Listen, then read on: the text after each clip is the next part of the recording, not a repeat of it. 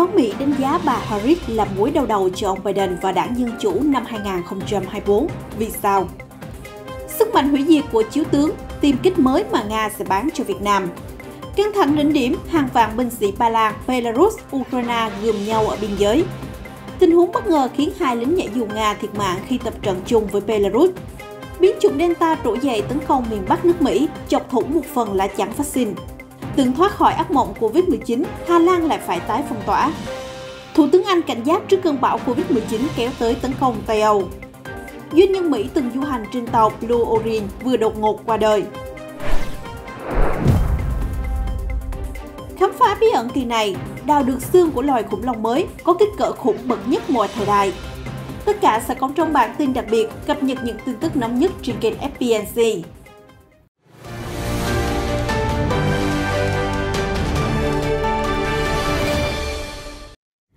Báo The Hill vừa có bài viết Kamala Harris, vấn đề của ông Biden và đảng Dân Chủ năm 2024. Vì sao lại như vậy? Tại sao nữ phó tổng thống đầu tiên của nước Mỹ, người được kỳ vọng có tiềm năng tiếp nối ông Joe Biden, lại đang nhận về những chỉ trích của truyền thông và dư luận?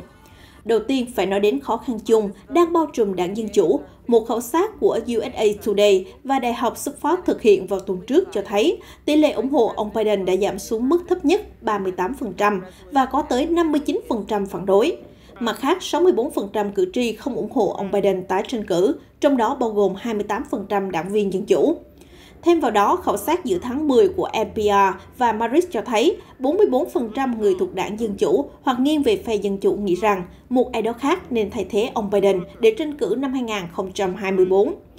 Có lẽ bây giờ, ông Biden đã suy nghĩ lại về câu nói hôm 25 tháng 5 của mình. Kế hoạch của tôi là tái tranh cử, đó là kỳ vọng của tôi. Tuy nhiên, theo cây bút của The Hill, những kỳ vọng của ông Biden đã tan vỡ khi công chúng ngày càng nhìn nhận ông là nhà lãnh đạo yếu kém, không thực hiện tốt các nhiệm vụ lãnh đạo, cũng không thể đảm bảo thắng lợi cho phe Dân Chủ trong cuộc bầu cử thống đốc hồi tuần trước.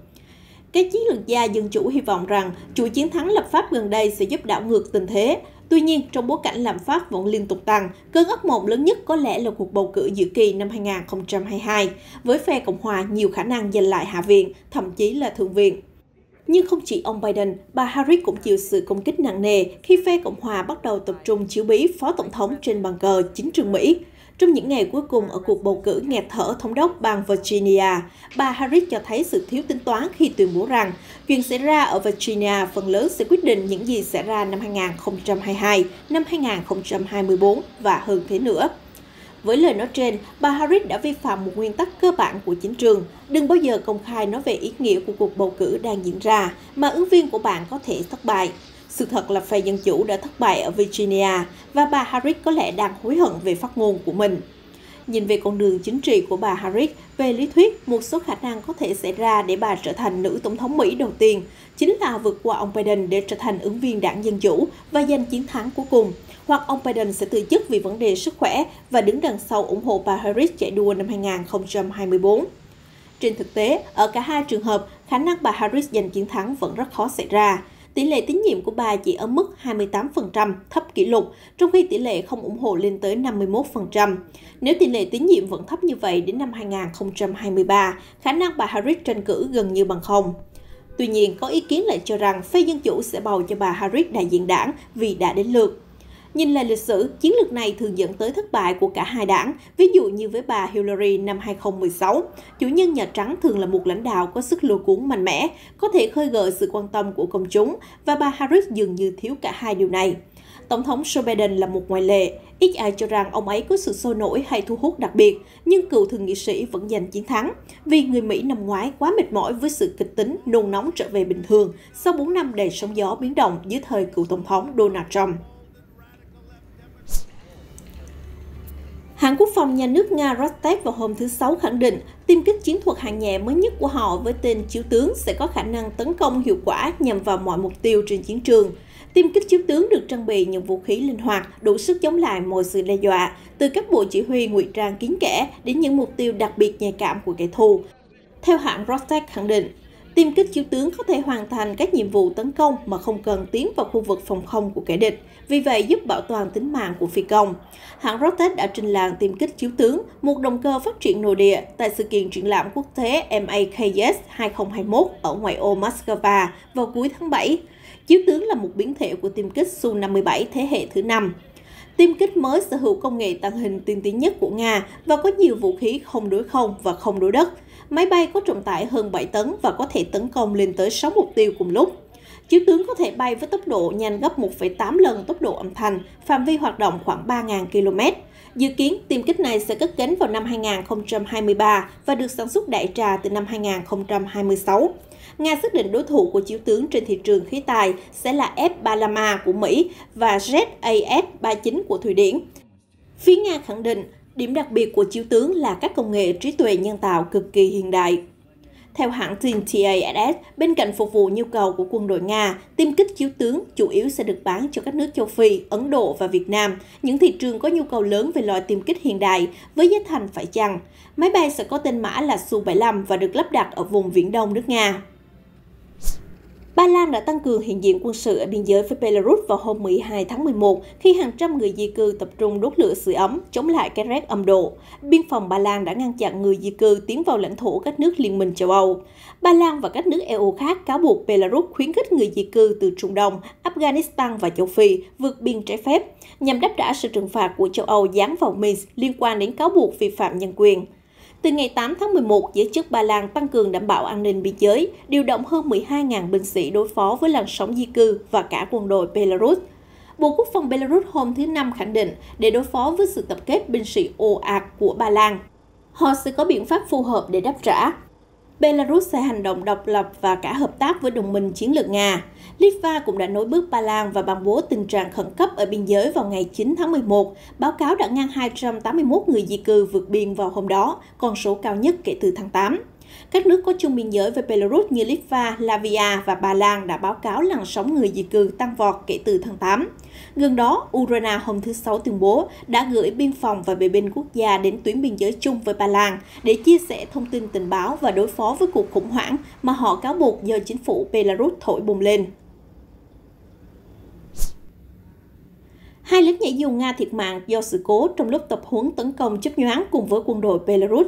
Bộ Quốc phòng Nga hôm thứ Sáu cho biết, một trận gió mạnh gần mặt đất đã khiến hai binh sĩ nhảy dù phải hạ cánh. Cả hai đều đạt tiêu chuẩn cao về năng lực nhảy dù, tuy nhiên dù họ không bung ra, các bác sĩ đã tận tình cứu chữa, nhưng hai quân nhân Nga qua đời vì chấn thương nặng.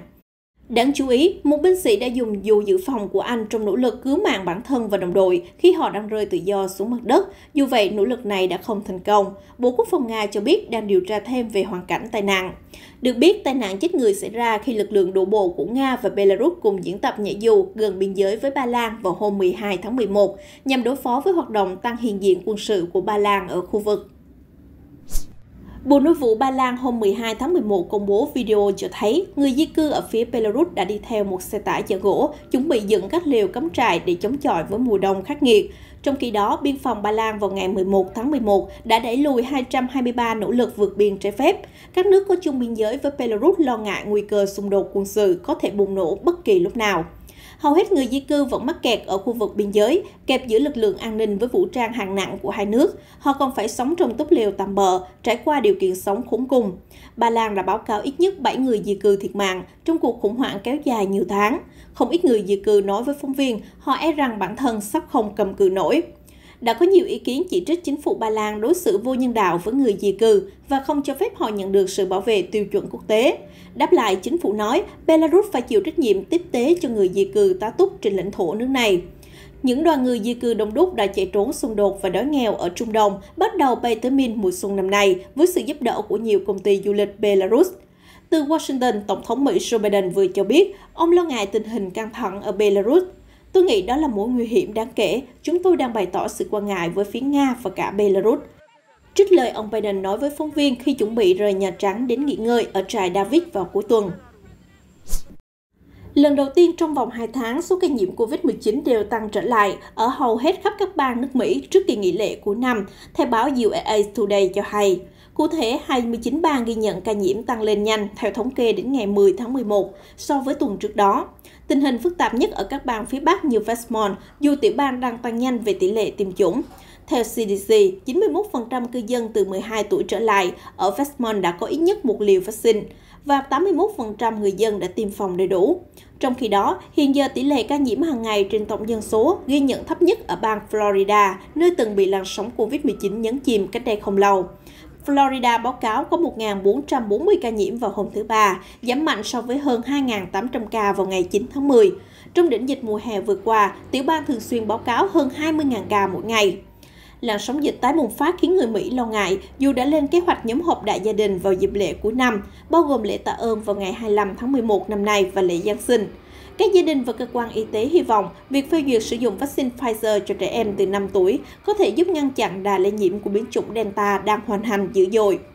Hiện Delta là biến chủng thống trị, chiếm hơn 99% số mẫu bệnh được phân tích ở Mỹ. Ngoài ra, việc Mỹ tái bùng phát dịch ở phía Bắc còn có nhiều yếu tố khác, chẳng hạn như gần 60 triệu người Mỹ từ 12 tuổi trở lên chưa tiêm vaccine.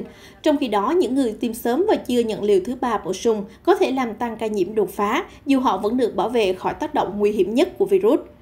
Mùa đông đang đến gần, mọi người tập trung nhiều hơn ở môi trường kín trong nhà, ở nơi cái hệ thống thông khí kém, virus rất dễ lây lan. Và như vậy, một lần nữa, quái vật Delta lại có cơ hội tấn công mạnh mẽ nước Mỹ. Hà Lan quay lại phong tỏa một phần từ ngày 12 tháng 11. Trước đó, chính phủ yêu cầu nhà hàng và cửa tiệm phải đóng cửa sớm, cũng như cấm tụ tập đông người ở sân khi thi đấu thể thao giữa lúc Covid-19 bùng lên mạnh mẽ. Thủ tướng Hà Lan Mark Rutte thừa nhận các biện pháp hạn chế mà người dân tưởng rằng đã được dẹp qua một bên sẽ chính thức quay trở lại trong vòng 3 tuần. Siêu thị và các cửa hàng không thiết yếu phải đóng cửa sớm, biện pháp giãn cách xã hội đang tái áp dụng. Chính phủ khuyến khích gia đình không tiếp đón quá 4 vị khách một lần. Thủ tướng Rutte phát biểu trên truyền hình vào chiều thứ Sáu. Hôm nay tôi mang đến một tin tức không vui và các giải pháp rộng khắp. Virus hiện giờ hiện diện ở khắp nơi và tất cả mọi người phải đồng lòng chống chọi. Chính phủ thậm chí đang tìm cách hạn chế người chưa tiêm phòng ra khỏi nhà và đến các nơi công cộng. Biện pháp nhạy cảm chính trị này có thể cần sự đồng ý của Quốc hội để được thông qua. Trong khi đó, bệnh viện đang ở bờ vực quá tải khi trên khắp Hà Lan, số ca nhiễm vượt mốc 16.000 người trong ngày thứ Hai liên tiếp vào hôm thứ Sáu, vượt kỷ lục trước đó là gần 13.000 ca vào tháng 12 năm ngoái. Sau khi lệnh phong tỏa có hiệu lực, biểu tình đã bùng nổ ở thành phố La Hay vào sáng nay. Thủ tướng Anh Boris Johnson hôm 12 tháng 11 cho biết ông thận trọng trước tình hình Covid-19 bùng phát mạnh mẽ trở lại ở châu Âu. Thủ tướng cảnh báo cơn bão ở phía trước vì những làn sóng dịch bệnh mới.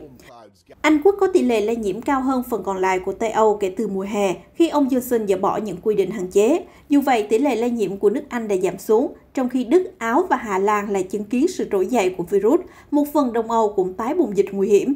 Thủ tướng Johnson hy vọng nước Anh sẽ vượt qua mùa đông mà không cần phải tái áp đặt phong tỏa kinh tế. Nước Anh đã trải qua 3 lần phong tỏa với hậu quả nặng nề về kinh tế, xã hội.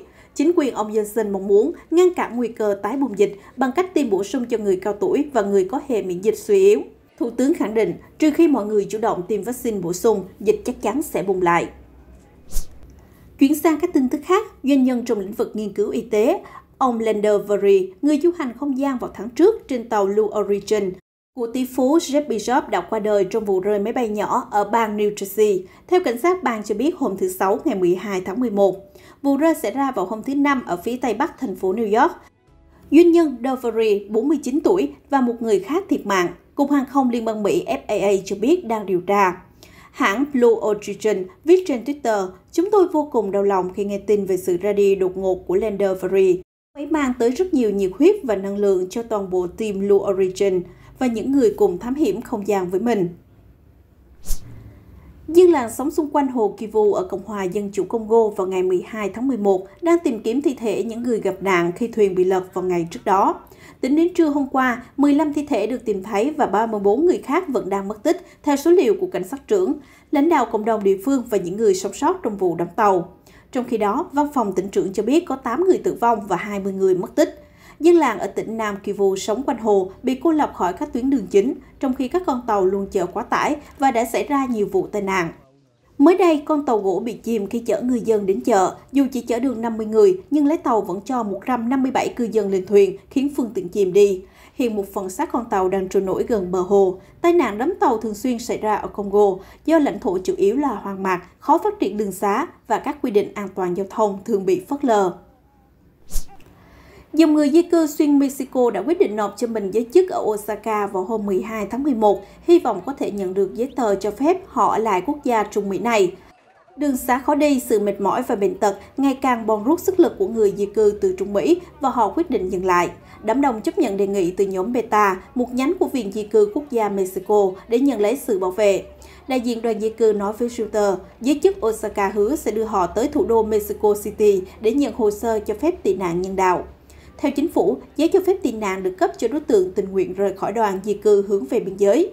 Người ưu tiên được cấp tình trạng này là trẻ em, phụ nữ mang thai, người khuyết tật, người mang bệnh. Thẻ có giá trị trong vòng 1 năm. Khoảng 3.000 người di cư đã đi bộ vào tháng trước từ biên giới miền Nam của Mexico vào cuối tháng 10. Họ mong muốn làm lại cuộc đời ở nước Mỹ, nhưng Washington đã gây áp lực buộc nước láng giềng phải kiềm chân làn sóng di cư ồ ạt này. Một con chim cánh cụt Adélie thường sinh sống ở Nam Cực đã bơi khoảng 3.000 km đến bờ biển phía đông nam của New Zealand. Nó đã được giúp đỡ và thả về miền hoang dã vào hôm 12 tháng 11. Chim cánh cụt lần đầu được cư dân địa phương phát hiện khi nó đi lạc trên bãi biển vào chiều ngày 10 tháng 11. Cơ quan bảo tồn thiên nhiên của New Zealand nói với Reuters rằng con vật vừa được thả về vịnh Madness.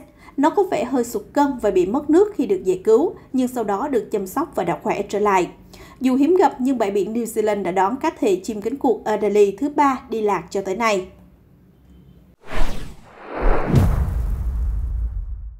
Các nhà khảo cổ học Brazil đang ghép lại các mẫu xương vừa được tìm thấy, hứa hẹn vén màn bí mật về một loài khủng long lần đầu được phát hiện.